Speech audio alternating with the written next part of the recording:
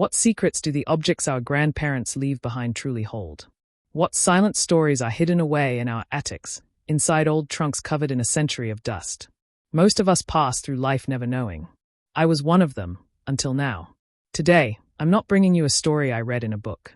I'm bringing you a story I found sewn into the lining of an old soldier's uniform. A bundle of letters, yellowed with age, that never reached their destination. They are the words of a young Union soldier named Thomas to his beloved Clara, written from the heart of the American Civil War. But this is not just a love story.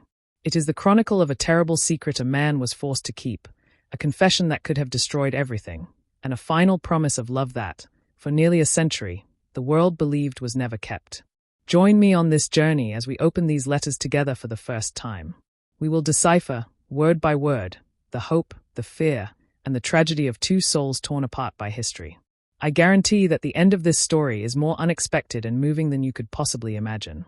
As you listen, I want you to think about this. What choice would you have made in his place? And what promises are so strong that not even death can break them completely? Let me know your thoughts in the comments, because this is one of those stories we need to discuss, so we never forget. And if, like me, you are passionate about the stories that rescue us from oblivion and connect us to the lives that came before, I invite you to subscribe and become part of this community. And now, prepare yourselves. Thomas's voice has waited in silence for over 150 years. It's time the world heard his truth. Today, I'm sharing a story I didn't seek out, but one that found me, in the dusty silence of a place where time seemed to have stood still. A few months ago, after my grandparents passed away, I was given the difficult task of clearing out the family home, a place that held the echoes of nearly a century of life.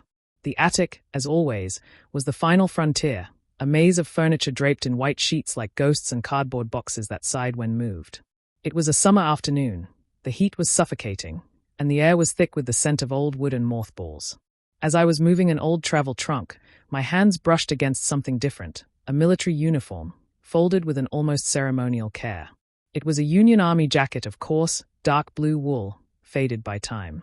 It had an unusual weight, a weight that seemed to come not just from the fabric, but from the history soaked into its fibers. Out of sheer curiosity, I ran my hands over the garment, feeling the small moth holes and the stiffness of the collar. It was then I noticed a strange lump in the inner lining, right over the chest. There was an uneven seam, stitched with a thread of a slightly different color.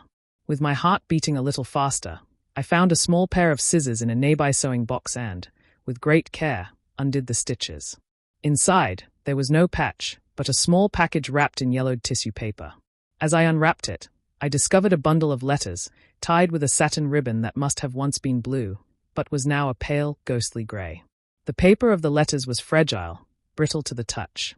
The corners were folded, and some pages had dark stains that, in my imagination, could only be from dampness, or perhaps from tears shed long ago. As I opened the first envelope, a faint scent, a mix of old paper and something vaguely floral, like dried lavender, reached me. The handwriting was elegant, slanted, done with a pen and ink that had faded to a sepia tone. Tucked in with the letters was a small pressed flower, a forget-me-not, so delicate I feared it would turn to dust if I breathed too close.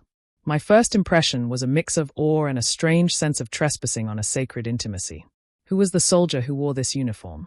And for whom were these words he had protected so close to his heart? The first envelope had a clear recipient, for my dearest Clara.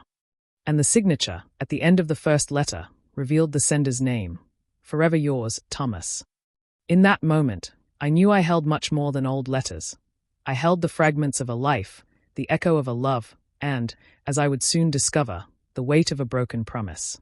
The first letter was dated October 1862, from a place that sent a chill down my spine, from the battlefield near Sharpsburg, Maryland. I sat on the dusty floor of the attic, the golden late afternoon light filtering through the small window, illuminating the dust motes dancing in the air.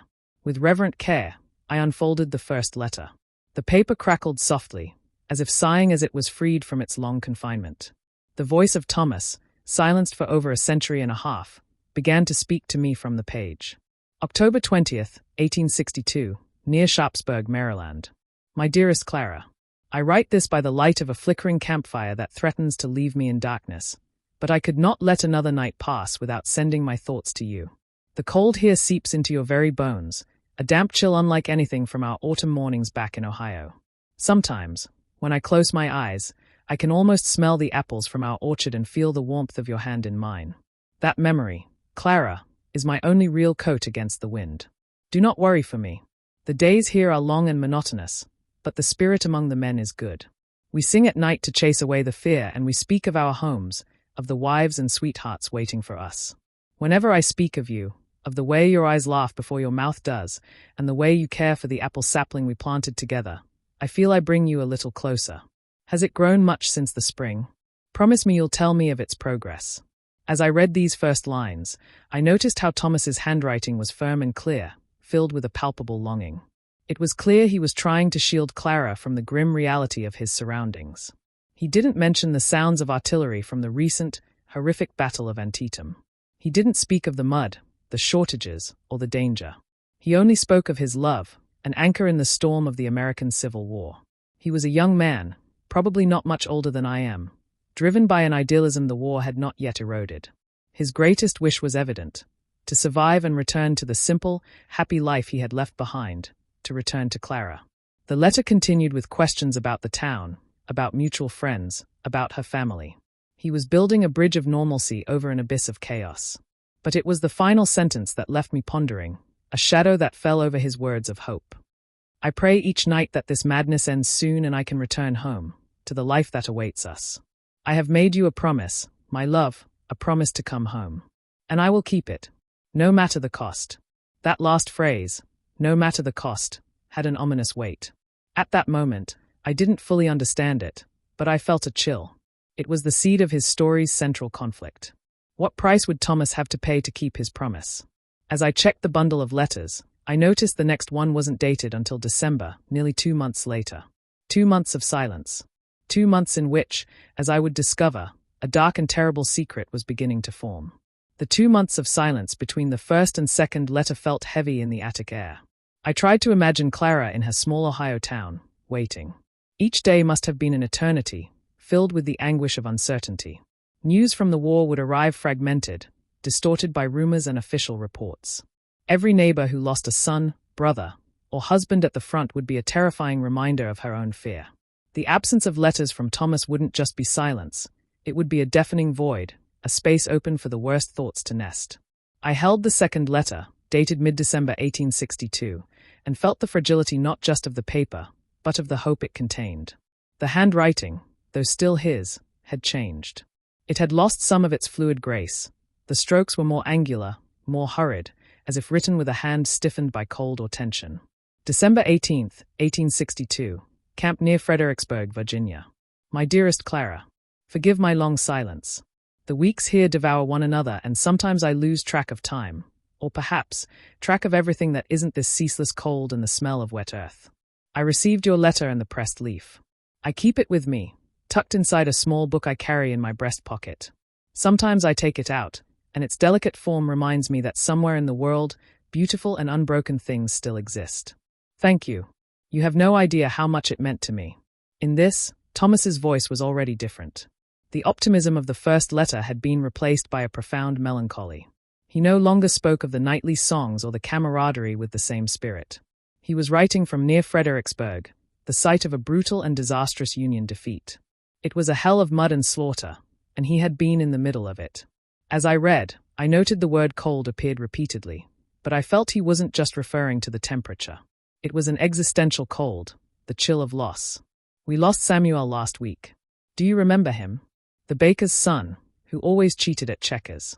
It wasn't in battle, not in the way you imagine. It's complicated, Clara. There are things that happen here that have no logic or honor. Sometimes the night is more dangerous than the day, and the enemy doesn't always wear a different uniform. I cannot write more of this. Not in a letter. But his face haunts my dreams. There it was. The first real glimpse of the darkness. His friend Samuel's death wasn't heroic, it was complicated. Shrouded in a secret he dared not trust to paper. The line that the enemy doesn't always wear a different uniform was chilling, evoking the internal strife, the cruelties of command, and the brutal discipline of a 19th century army. I could feel Thomas's self-censorship, the struggle between his desire to connect with Clara and the need to protect her from a traumatic truth. He was no longer just homesick, he was haunted. His soul was being wounded, and those scars were far deeper than any physical injury.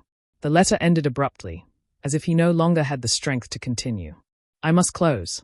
Take care of yourself, my love. Keep thinking of me as the man who left, not the one this war is forging. I love you more than my own life. Yours, Thomas. I slowly folded the letter.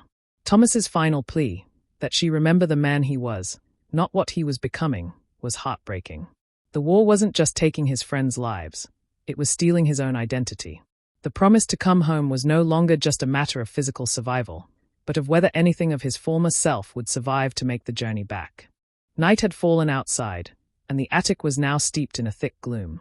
The only light came from my phone's flashlight, casting long, dancing shadows over the old objects. The silence of the house seemed to amplify the echo of Thomas's words. I felt like a confessor, receiving the secrets of a tormented soul decades after his death. The third letter, dated late January 1863, looked even more fragile. There was a water stain in the top corner, and I couldn't help but wonder if it was from melted snow or a tear. The writing was visibly shaken, the words crowding against one another. January 28, 1863. Clara, my life. I do not know how to begin this letter. I have not slept in days. Samuel's face is everywhere. In the face of every new recruit, at the bottom of my tin cup of coffee, in the darkness when I close my eyes. I feel that if I do not tell someone what happened, this secret will consume me from the inside out. And there is no one in this world I trust more than you. So I will tell you, even if in doing so, I risk losing you forever. My heart stopped for a moment. This was the turn. The letter that held the pivot point of his story. I almost hesitated to continue, feeling the weight of the impending confession. It was the secret he had carried inside that uniform, the secret I now held in my hands. It was during a night watch. The cold was unbearable, and morale was at rock bottom. We had been stalled for weeks. Samuel received a letter from home. His younger sister was ill, very ill, and his family needed him. He broke down, Clara. He said this wasn't his war, that he was tired of killing other Americans on the orders of men who slept in warm beds. He was going to desert. He wanted to try to slip through the lines at night and walk home. I tried to stop him. I argued, I begged. Desertion is punished by death, Samuel. They'll shoot you, I told him. But he wouldn't listen. He was blind with grief. Then our sergeant, a hard and cruel man named Reed, heard us. He dragged Samuel out, accusing him of treason and cowardice in front of everyone. Reed said he would be made an example of. He ordered a firing squad to be formed at dawn. At this point, Thomas's handwriting was nearly illegible. It looked as though the pen was shaking violently in his hand. I was Samuel's best friend. We grew up together. Reed knew this. And he chose me, Clara. He put me on the firing squad. He said it was to prove my loyalty. I looked into Samuel's eyes. He said nothing, but his look pleaded with me. And I did nothing. I raised my rifle with the others. I closed my eyes, but I can still hear the sound. I am not the man you think I am. My friend's blood is on my hands. How can I come home and look you in the eye after this? The letter ended without a formal sign-off. Just a blank space where his signature should have been. I held the paper, feeling a profound sorrow for Thomas. He was not a monster. He was a victim, forced into an impossible choice by a brutal system. The war had cornered him, forcing him to betray his humanity in order to survive. His promise to come home had taken on a new, much darker meaning. It was no longer about whether he could physically survive, but whether he could live with what he had done. The last promise of love, the desire to return to Clara, was now chained to a desperate need for redemption that he might never find. For a long time, I sat in silence, the confession letter in my lap. The story was no longer about a soldier and his sweetheart. It was about a soul trapped in the gears of history. I wondered, with a pang of anguish, how Clara would have reacted. How do you process such news, so far from the front, in the seeming peace of a town that was, nonetheless, also poisoned by the war? I looked for the next envelope. The handwriting was different, more rounded and fluid, though with clear signs of haste. It was Clara's hand. This was the only letter from her in the entire bundle, likely one Thomas kept and reread until its edges frayed. It was dated February 1863. February 1863. Thomas, my love. I have read your letter 20 times. I have cried on it until the words have nearly blurred, and still, I cannot find the answer you need, the one I need myself. My first impulse was to burn it, to pretend I never received it, so that I could keep thinking of you as the boy who left. But that would be a lie, and there are too many lies in this world already. I will not judge you. It is not my place. I can only imagine the hell you must be living, and my heart breaks not for what you did, but for what you were forced to do. Clara's compassion was overwhelming. There was no condemnation in her reply, only a deep love and a shared pain. She was his anchor, and she was refusing to let go, even as the storm threatened to pull them both under. She understood that the victim was not just Samuel, but Thomas as well. However, her letter also introduced a new and terrifying element to the story, bringing the conflict right to her doorstep. But Thomas, there is something you must know. The sergeant you speak of, Reed, is from the next county over. His family lives 2 towns away. His name is spoken here with fear. His brother was in town a few weeks ago, boasting in the tavern. He told stories of the front, horrible stories, and he mentioned your name. He said Sergeant Reed has you under his wing, that he is making a man out of you. People here no longer know who to trust.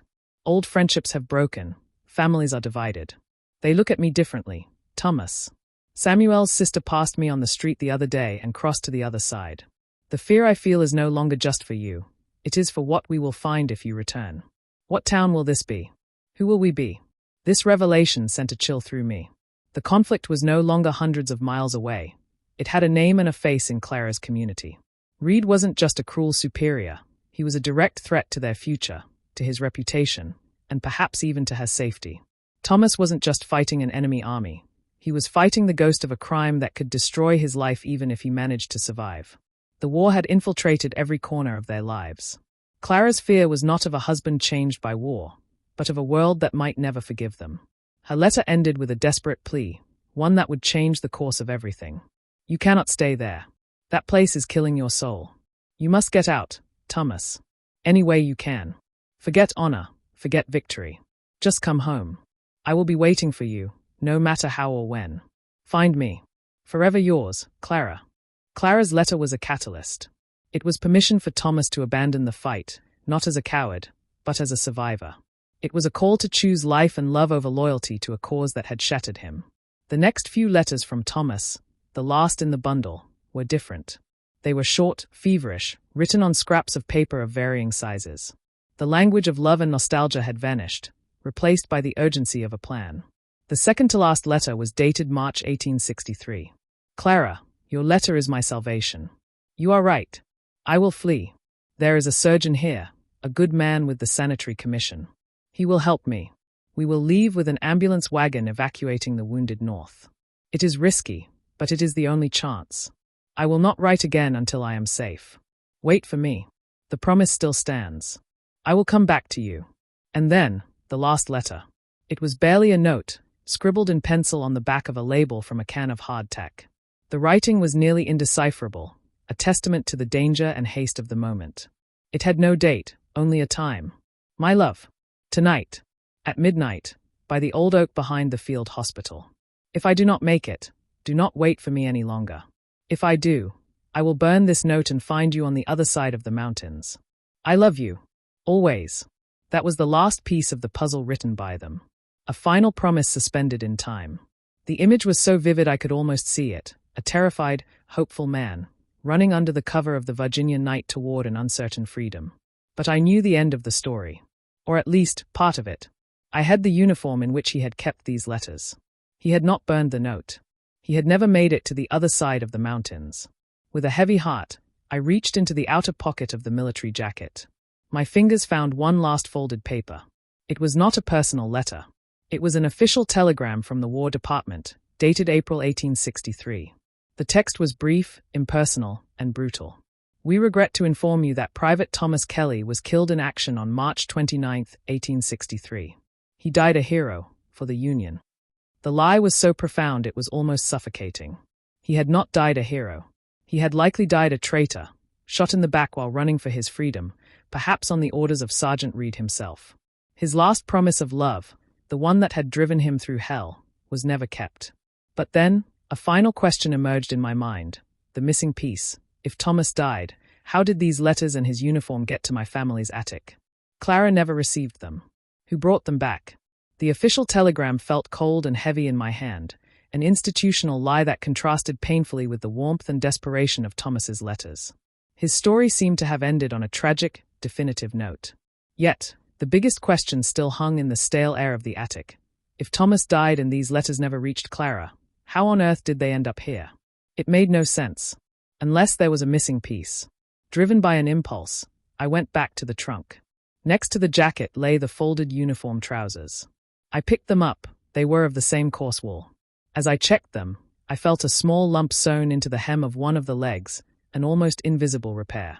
It was the same stitching technique I had found in the jacket. With trembling hands, I undid the stitches again. Inside was one last letter, folded so many times it had become a small, thick square. As I unfolded it, I saw immediately that it was not Thomas's hand, nor Clara's. It was a rough, functional script, that of a man unaccustomed to writing. It was addressed to Clara. Miss Bishop, you do not know me. My name is Elias Vance, and I served as a surgeon's assistant at the field hospital near Fredericksburg. I knew Thomas in his last weeks. He was a good man, a brave man, despite what they made him believe. I write to you because I feel it is my duty to tell you the truth. On the night of March 29th, I was meant to help him escape. The plan was sound, the wagon was ready. But someone betrayed us. Sergeant Reed was waiting for him near the meeting point. Thomas never had a chance. There was no trial, no honor. He was shot in the back. I found him a short while later. The telegram the army will surely send is a lie to cover their crime. Thomas did not die for the Union. He died trying to get back to you, which was the only real country he had left. The letter was a direct blow. It confirmed my worst suspicions. Elias, the surgeon's assistant, had been the silent witness to the tragedy.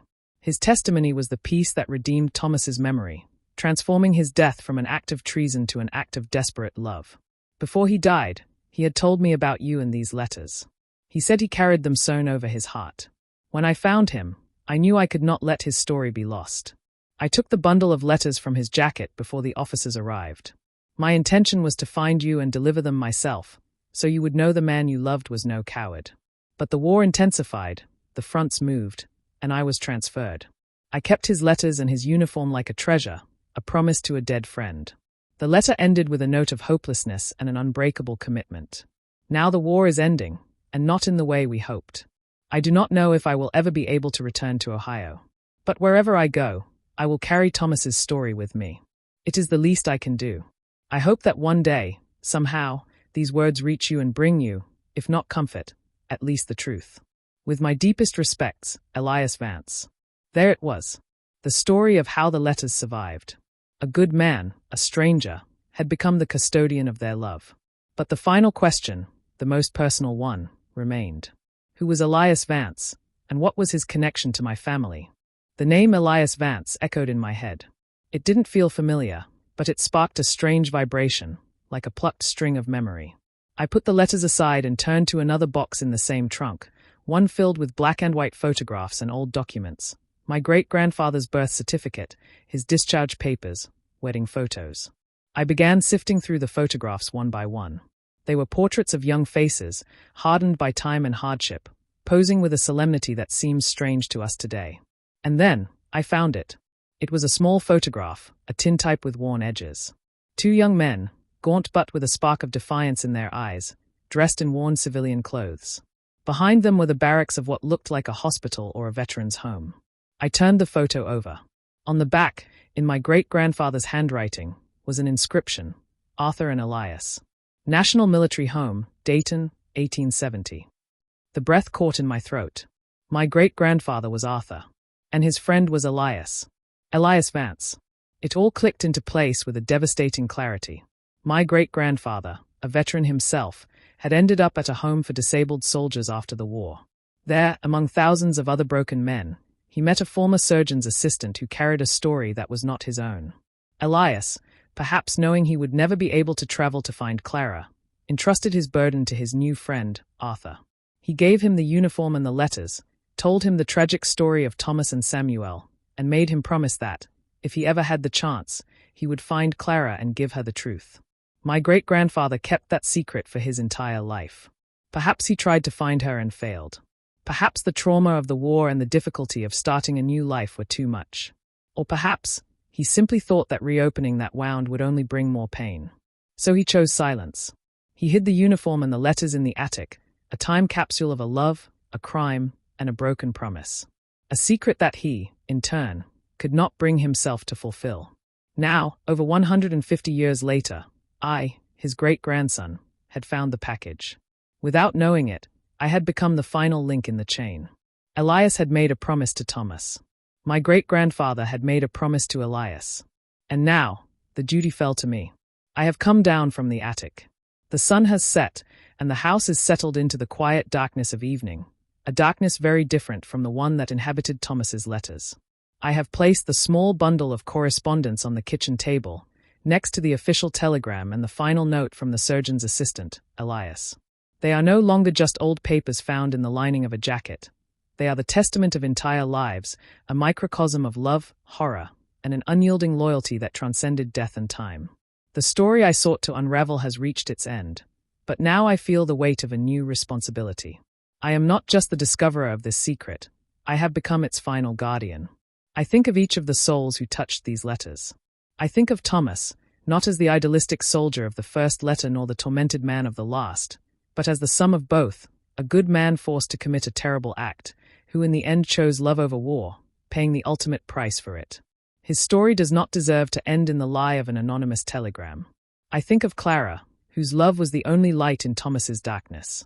Her fate is a mystery, a blank page I may never be able to fill, but her unwavering faith was the engine of this entire story, and she deserves to know that her love was not in vain, that her words did give Thomas the courage to try to be free.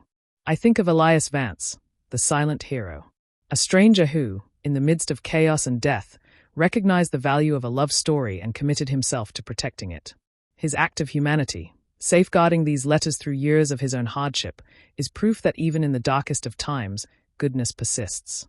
And finally, I think of my great-grandfather, Arthur. For years, I only knew him from photographs as a quiet man who survived a war he never spoke of. I understand now that he wasn't keeping silent, he was keeping secrets. He carried the weight of Elias's promise his entire life, perhaps not knowing how to fulfill it, perhaps fearing the pain it might unearth. I do not judge him. He hid the story, but he did not destroy it. Perhaps, deep down, he was hoping that one day someone would find it. That I would find it. The story of Thomas and Clara is unique, yet it is the story of thousands whose voices were silenced by war, whose promises were broken, and whose loves were left suspended in time. Every attic, every old trunk, could hold a similar story, waiting for someone to listen. We are used to seeing history in grand numbers, casualty figures, dates of battles. But these letters have reminded me that real history is made of intimate moments, a pressed leaf, a whispered confession on paper, the promise to come home. My part in this story is just beginning. Tomorrow, I will start the search. I do not know what I will find. Perhaps I will discover that Clara lived a long life, that she married, that she had children. Perhaps I will only find a grave with her name on it. Or perhaps, if I am lucky, I will find a nephew, a grandchild, someone who deserves to know the story of Thomas's courage and Clara's unconditional love. I will leave this attic not just with a handful of old letters, but with one last promise that, this time, I intend to keep. Several months passed after my discovery in the attic. Months of a search that became a quiet obsession.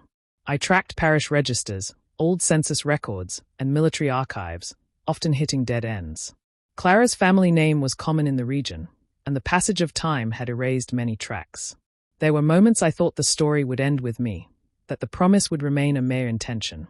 But one day, a clue in a county archive led me to a name, that of Clara's grandniece, an elderly woman named Eleanor, who still lived in the same town from which Thomas and Clara had hailed. With my heart in my throat and the small wooden box containing the letters on the passenger seat, I drove there. It was a small town of whitewashed houses and quiet streets, a place that seemed to have paused in time. Eleanor, a woman in her 80s with eyes full of a lucid melancholy, received me at the door of the same house where Clara had grown up. I awkwardly explained my story, feeling like an intruder in her family's grief. I told her about the attic, my great-grandfather's uniform, and the letters I had found. She listened in silence, nodding slowly, as if my words were fitting into the gaps of a story she had only ever known in part. When I finished, her eyes were filled with tears.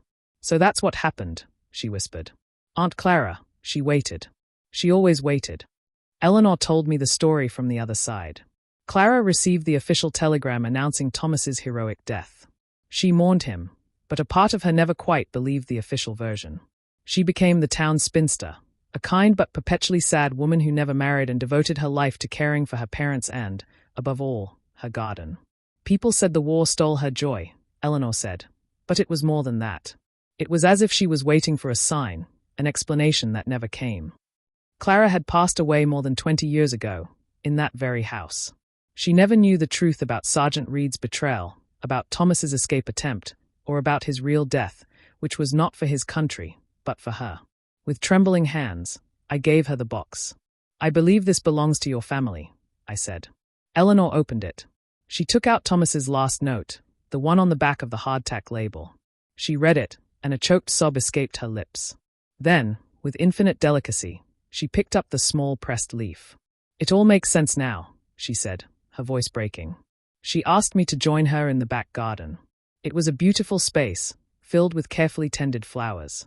In the center stood an apple tree, visibly older and more gnarled than anything else, its branches thick and strong. "This was Aunt Clara's apple tree," Eleanor explained, stroking its bark. "She cared for it as if it were her life. When we were children and asked her why it was so important, she always told us the same thing, because it is a promise." We never knew what she meant. But I did. It was the sapling Thomas had mentioned in his first letter, the one they had planted together. For her entire life, while Thomas lay in an unmarked grave and his letters crossed the country in the hands of strangers, Clara had been keeping her part of the promise, tending to the living symbol of their love.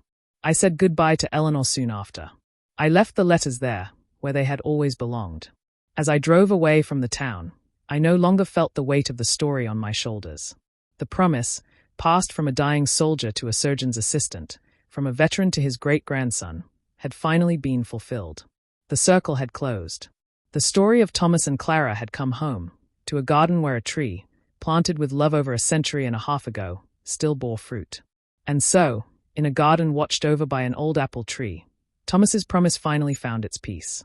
The story that began in the dusty silence of an attic ends here, with a truth delivered in a circle that, after nearly a century and a half, has at last been closed. The story of Thomas and Clara leaves us with a profound lesson, don't you think? It teaches us that history isn't just in textbooks, but in the boxes our grandparents keep, in the letters that were never sent, in the whispered promises that travel through time. It reminds us that behind every war are millions of human stories, of loves cut short and of a quiet bravery that is rarely acknowledged. Perhaps, as you were listening, you thought of your own families, of that grandfather who never spoke of his past, of that photograph of an unknown face, of that old object you inherited without knowing its true meaning. And so, I want to ask you, what did you feel as you discovered the truth alongside me? Do you have a similar family story in your home, an echo of the past waiting to be heard? I would love for you to share your reflections or even your own family stories in the comments. This space is ours, a place to realize that every family holds a treasure of memories and secrets. I want to thank you from the bottom of my heart for joining me on this intimate and personal journey. Thank you for your time, your empathy, and for allowing the voice of Thomas and the love of Clara to live again for a moment. If these stories that rescue memory and give voice to the past resonate with you, I invite you to subscribe to the channel and turn on notifications. Together, we can continue to uncover the wonderful and sometimes heartbreaking memories hidden in paper and in time. Thank you for listening. Until our next meeting, keep searching for the stories that surround you. Sometimes, the greatest life lessons have already been written and are just waiting to be read.